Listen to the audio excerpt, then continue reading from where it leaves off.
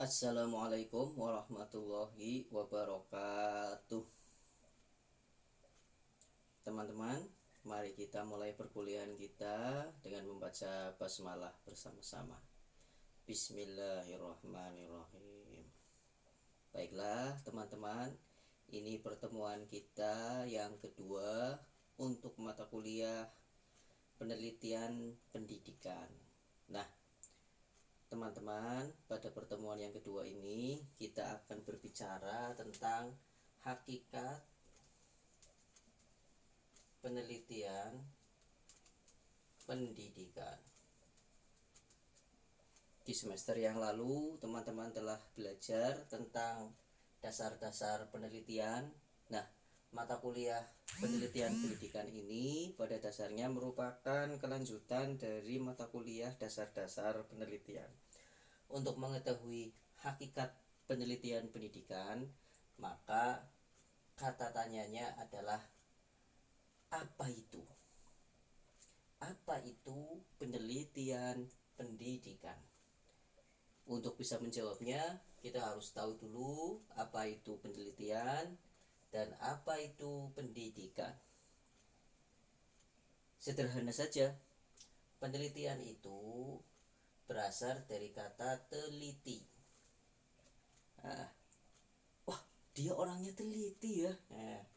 Nah, teliti yang bisa kita artikan dengan cermat. Jadi meneliti itu bisa diartikan dengan mencermati. Berarti penelitian adalah proses mencermati. Di dalam proses mencermati ini ada yang namanya aktivitas berpikir. Di mana aktivitas berpikir ini dilakukan setelah kita melakukan penginderaan atau pada saat kita melakukan penginderaan. Jadi sebagai contoh, misal ketika kita melakukan penelitian tentang mengapa anak kecil kok suka es. Yang kita lakukan pertama adalah melakukan pengamatan. Kapan sih anak itu biasanya minum es? Lalu es seperti apa yang biasanya diminum oleh anak-anak? Nah, kita melakukan pengamatan. Di situ ada proses penginderaan dengan indera penglihatan. Wah, apa es ini rasanya enak ya? Sehingga anak-anak suka minum es. Coba dicicipi. Di situ ada indera pengecap. Terus kemudian dicicipi. Wah, iya, enak, seger lagi. Setelah melakukan proses penginderaan tersebut, kemudian Anda melakukan proses berpikir, membuat sebuah kesimpulan bahwa yang membuat anak-anak suka makan es karena memang es itu rasanya segar, terus kemudian enak, manis, dan sebagainya. Nah, ini contoh sederhananya begitu. Jadi penelitian bisa diartikan sebagai suatu aktivitas berpikir yang ditujukan untuk apa? Untuk mencermati. Yang pertama, mencermati data. Yang kedua, mencermati fakta. Yang ketiga, mencermati teori. Yang keempat, mencermati konsep. Nah, ini. Jadi sekali lagi saya ulangi, penelitian merupakan aktivitas berpikir yang dilakukan oleh seseorang atau sekelompok orang untuk mencermati suatu data, untuk mencermati suatu fakta, untuk mencermati suatu teori, ataupun untuk mencermati suatu konsep. Untuk apa keempatnya ini dicermati? Keempatnya ini dicermati dalam rangka misalkan menyelesaikan suatu masalah. Keempat ini dicermati juga bisa dilakukan dalam rangka mendeskripsikan suatu fenomena. Nah, inilah sekilas tentang penelitian, yang tentu teman-teman sudah tahu detailnya terkait dengan berbagai teori maupun konsep dalam penelitian ini di mata kuliah dasar-dasar penelitian. Itu tentang penelitian. Lalu yang kedua tentang pendidikan. Apa itu pendidikan? Nah, ini. Pendidikan adalah proses transformasi. Transformasi apa sih? Yang pertama, transformasi pengetahuan, knowledge. Yang kedua, transformasi nilai, values. Dan yang ketiga, transformasi keterampilan, skills, yang dilakukan oleh guru kepada peserta didik atau siswa agar siswa bisa mencapai tujuan pendidikan. Nah, jadi saya ulangi lagi, pendidikan merupakan proses transformasi pengetahuan, nilai, dan keterampilan yang dilakukan oleh guru dan siswa secara sadar dan terencana agar siswa bisa mencapai tujuan pendidikan. Apa sih tujuan pendidikan itu? Kalau menurut saya tujuan pendidikan adalah mengantarkan peserta didik menuju surga. Biar peserta didik bisa menuju ke surga, maka mereka harus selamat di dunia dan juga selamat di akhirat. Untuk bisa selamat di dunia, maka peserta didik membutuhkan ilmu dan amal. Agar bisa selamat di akhirat, peserta didik juga membutuhkan ilmu dan amal, di mana ilmu dan amal ini keduanya tidak bisa terpisahkan, seperti knowledge, values, dan skill yang ketiga-tiganya juga tidak bisa terpisahkan. Ilmu sebagai perwujudan dari knowledge, amal sebagai perwujudan dari values and skill. Nah, inilah yang membuat saya berpikir bahwa pada hakikatnya tujuan pendidikan adalah mengantarkan peserta didik menuju surga. Jadi jika ada seorang guru mendidik anaknya, terus kemudian anak didiknya berhasil, bisa menjadi PNS, bisa menjadi polisi, bisa menjadi pegawai bank, bisa menjadi entrepreneur dan lain sebagainya. Dah, itu kan hanya di dunia, belum cukup itu. Nah, si guru itu juga harus bisa mengantarkan si anak tadi menuju surga. Nah, ini yang berat. Jadi guru memiliki tanggung jawab moral bukan hanya fit dunia tetapi juga fil akhirah. Nah, ini terkait dengan pendidikan. Lalu kembali lagi ke transformasi. Nah, transformasi sebagai sebuah proses menunjukkan bahwa dalam pendidikan terdapat berbagai komponen yang saling berhubungan. Terdapat berbagai komponen yang saling kait mengait gitu. Apa saja komponen-komponen itu? Yang pertama adalah guru. Yang kedua siswa. Yang ketiga kurikulum. Dan yang keempat lingkungan. Sebelum kita membahas tentang komponen-komponen dalam proses pendidikan ini, kita coba kawinkan kata penelitian dengan pendidikan. Berarti penelitian pendidikan merupakan aktivitas berpikir yang dilakukan untuk mencermati suatu data, fakta, teori maupun konsep di bidang pendidikan. Nah, ini. Lalu yang selanjutnya. Nah, di dalam pendidikan terdapat suatu proses yang melibatkan berbagai komponen. Yang pertama adalah guru, yang kedua siswa, yang ketiga kurikulum, dan yang keempat lingkungan. Maka keempat komponen inilah yang nanti akan menjadi wilayah kajian dalam penelitian pendidikan. Jadi ketika kita berbicara tentang penelitian pendidikan, kita akan melakukan proses mencermati terhadap komponen pendidikan. Yang pertama guru, terus mencermati siswa, mencermati kurikulum, mencermati lingkungan. Apa yang dicermati dari keempat ini? Yang dicermati dari keempat ini adalah masalah, bisa juga fenomena. Makanya suatu penelitian selalu dilatar belakangi oleh adanya masalah. Bisa juga suatu penelitian dilatar belakangi oleh adanya fenomena.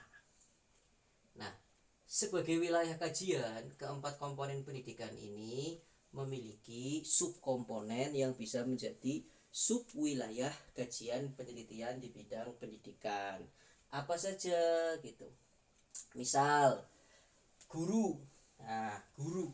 Ketika kita mau meneliti tentang guru, maka yang pertama kita bisa meneliti kompetensinya, kita bisa meneliti jenjang karirnya, kita bisa meneliti tentang kualifikasi akademiknya. Nah, ini sub kajian dalam penelitian pendidikan. Kalau siswa, kita bisa meneliti tentang apa? Yang pertama, tentang misalkan bakat. Kita bisa meneliti tentang minat. Kita bisa meneliti tentang motivasi.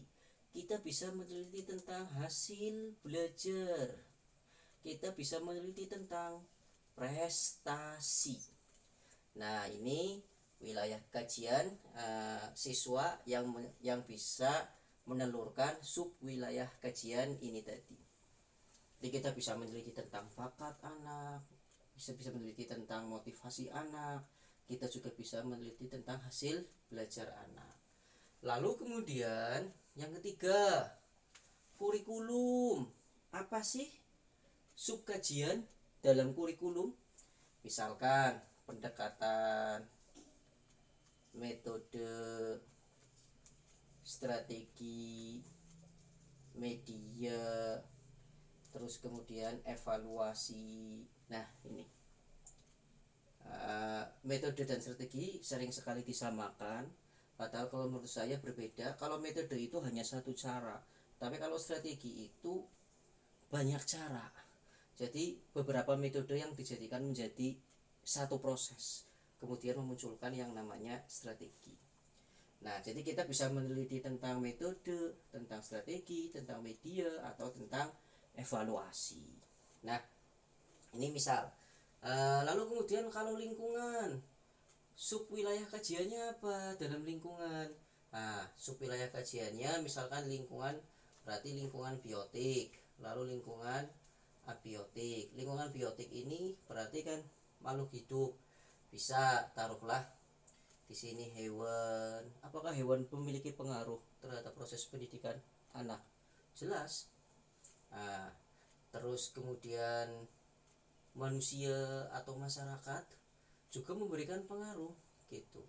Terus kemudian tanaman juga memberikan pengaruh terhadap proses pendidikan yang dilalui oleh anak. Jadi ini terlihat sepele, tetapi kemudian keberadaan tanaman ini, jika tanaman ini enak dipandang, sedap dipandang, itu bisa dijadikan sebagai media untuk merefresh ketika anak jenuh dalam melakukan kegiatan belajar, dengan harapan nanti muncul motivasi baru dalam belajar setelah anak fresh melihat dedaunan, fresh melihat pepohonan yang hijau, yang rindang. Nah, itu misalkan.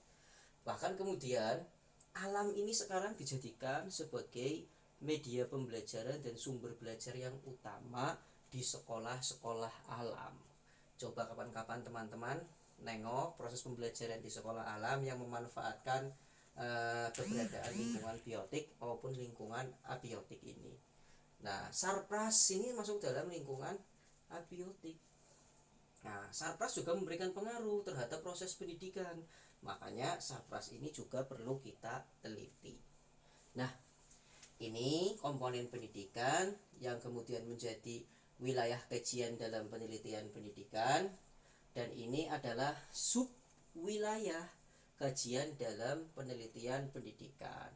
Mereka sebagai suatu komponen yang masuk dalam lingkaran sistem tidak berdiri dengan sendirinya.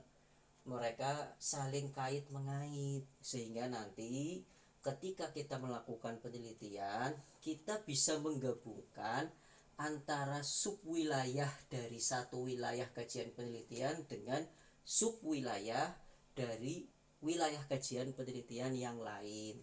Misal di sini kita kawinkan antara kompetensi dengan motivasi. Nah, kalau misalkan kita pakai model penelitian kuantitatif, hubungan antara kuatnya kompetensi pedagogik dan profesional dengan dengan motivasi belajar peserta didik. Nah, atau kita kawinkan ini strategi. Nah, misal ada strategi ini card shot. Nah, penggunaan strategi card shot untuk meningkatkan hasil belajar peserta didik. Misalnya lagi kalau kita pakai pendekatan penelitian ini kualitatif, misal kita soroti bakat, terus kita soroti kompetensi guru. Nah, guru itu harus memiliki kompetensi profesional, yaitu menguasai materi yang diampunya. Nah, materinya disajikan melalui kegiatan pembelajaran, disajikan juga melalui kegiatan ekstrakurikuler. Nah, kalian bisa membidik, misalkan di sini ada ekstrakurikuler tari misalkan. Nah, kita kawinkan ini ekstrakurikuler tari dengan minat. Berarti misalkan begini, penumbuhan atau pengembangan minat anak terhadap seni melalui kegiatan ekstrakurikuler seni tari di sekolah mana. Jadi masing-masing poin ini bisa kita kawinkan untuk menghasilkan suatu judul penelitian. Nah, kalau teman-teman menguasai ini, tugas teman-teman tinggal ngawinin aja, nanti akan muncul judul-judul penelitian. Yang tentu setelah judul penelitian itu muncul, teman-teman harus mencari tahu di lapangan apakah rumusan judul penelitian ini relevan dengan keadaan di lapangan gitu. Karena ingat, setiap penelitian itu harus dilatar belakangi oleh adanya suatu masalah dan juga adanya satu fenomena. Nah, ini sepintas tentang hakikat penelitian pendidikan. Saya kira itu teman-teman yang bisa saya sampaikan. Mudah-mudahan yang sedikit ini bermanfaat untuk kita semua. Mari kita akhiri perkuliahan kita dengan membaca hamdalah bersama-sama. Alhamdulillahirabbil alamin. Saya mohon maaf atas segala kekurangan. Akhirul qauli wabillahi taufiq wal hidayah. Wassalamualaikum warahmatullahi wabarakatuh.